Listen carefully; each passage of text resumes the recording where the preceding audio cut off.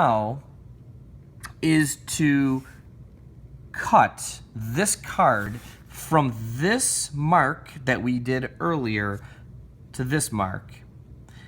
These scissors work best because you can poke it through the card and cut. I always tell the students, if you start right at that mark, maybe end a little bit short, because we don't want this card to be falling in and out. So this is the toughest part of the lesson. This is the part where maybe you want to practice a couple times, on your own, and just make sure the kids would understand what's going on. So I'm going to take my scissors, and I have a document camera in class so they can watch what I'm doing. This makes it a lot easier. Obviously if you don't, you're kind of, maybe you make your own video and pause it and go along, or you could use mine if you'd like, but obviously there's a lot of commentary in the middle here. So I'm going to take my scissors and I'm going to poke a hole. Now my finger is on the opposite side, so I'm sort of just like, trying to get just the point of the scissors in there. And once I get it through, I'm going to cut along this line all the way to the other mark past F. Remember, we're trying to stick the one card through the other. So if you look, you're going to have this, this slice right here. And I'm going to just extend it a little bit more because, again, I want to try to get to that other mark. And this is going to take some time. And this is a lesson I feel it does take. I have 42-minute classes. It really does take the whole lesson because you're trying to explain everything to them and have a conversation. So once I've cut this from one end to the other, and this is maybe why if you don't have enough scissors, you may have to let the kids share, and they can help each other out. I then want to take my other card, my other plane, and slide it through. And when you slide the other card through, if it is a little wiggly, that's fine. I do use tape when I do this to tape the back of the card later on so it'll stay in position. And I didn't grab any, but I might walk away in a minute and grab some at the end of the lesson and show you how I tape it. But what we're doing now is we are trying to take line FBG and transfer it onto plane Y. So I always tell the kids, once the card slides through, and if it doesn't, you may have to cut a little bit more. Once you're good with where you would like it to go, I tell them to hold it nice and firm, and we want to draw this same FBG onto card Y. So we're really drawing on the card that's here. Some students ask me, well, which way do I slide it through? Do I slide it through under the back? Do I slide it through over the top? It really doesn't matter. I just tend to always slide it in so that you can read F, B, and G, because if you don't, then it just makes it a little harder later. So I want to be able to see F, B, G here. So I slide the card through. And I'm going to use my straight edge because even though I can use the card as an edge, sometimes it doesn't really work too well. So I'm going to take my marker, my straight edge, and I'm going to draw a line, and you can now see that that same line is on plane Y. It's right there. I'll slide it out a little bit more for you. So once I reline this up, the other part that you have to do here is transfer this point F. So I make this point a lot bigger, and I put an F here. And I make this point a lot bigger, and I put a point B here, and I make this point a lot bigger. And my card slid a little bit, so just be careful. And I put a G here. So now, when you slide card Y out, you can put arrows at the end, and you have line FBG, which is also now part of plane Y. And they can see how two lines can be on, or sorry, one line can be on two different planes.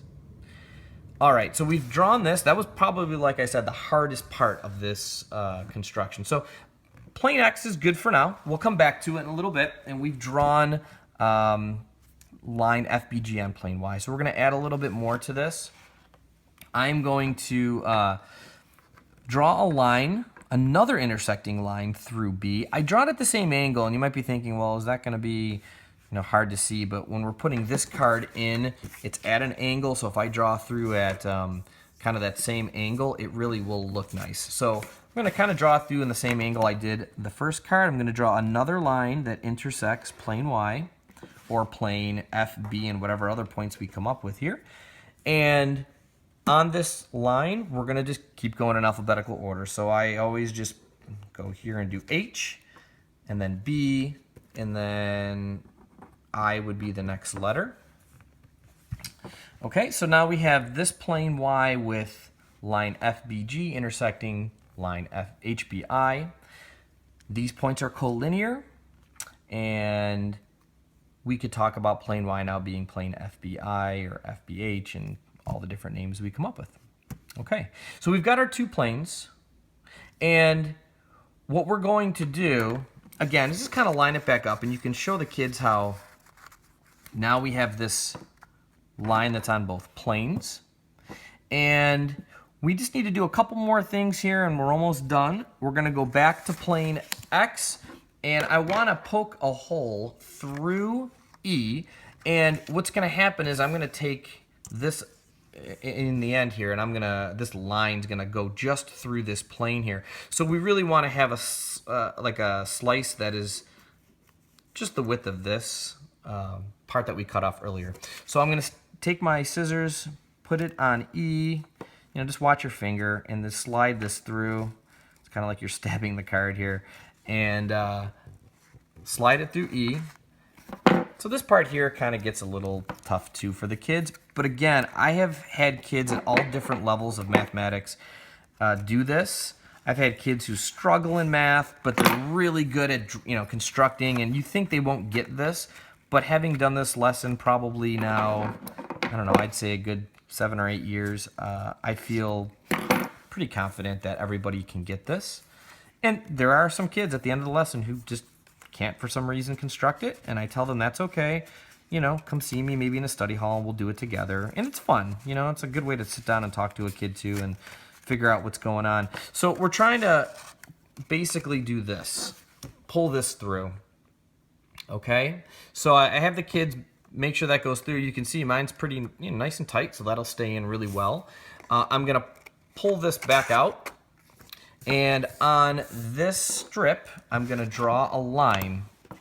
So this really, it's kind of a line drawn on a plane, but really we're not looking at this as a plane, we're looking at this as a line if you wanna have the kids cut it thinner or whatever. But I think this works well. I've also tried using straws in the past.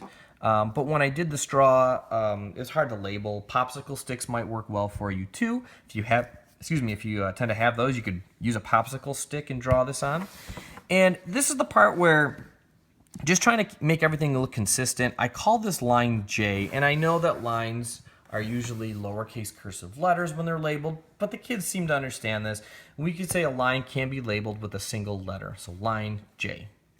All right, it's time to put this together and kind of finish up our construction here. So looks like we're on 18 minutes. So if you did this in a 45-minute class, you obviously have some time to set up and go through all the supplies and everything. You should be okay. All right, so now we are going to put this together. So remember, I slid this through the back. I kind of want to see FBG on card X. So I'm going to slide this through, and I'm going to try to line up F, B, and G on the two cards. Okay, and there's that. I'm going to step away really quick, see if I can get some tape and show you how I tape the back. So I'll be right back.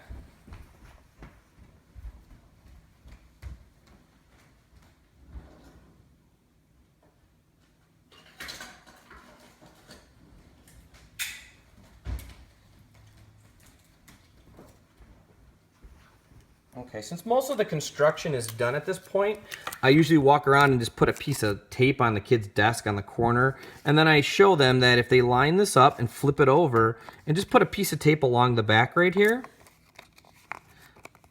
it'll keep the cards together. They can still bend it and the cards stay together. And you can see it's a really nice way to look at the intersection. You could see A, B, and then I here. So, you got HBI and ABC, and it's a really nice way to look at that construction here. All right, so once they've done that, I also then go back and stick the line back through.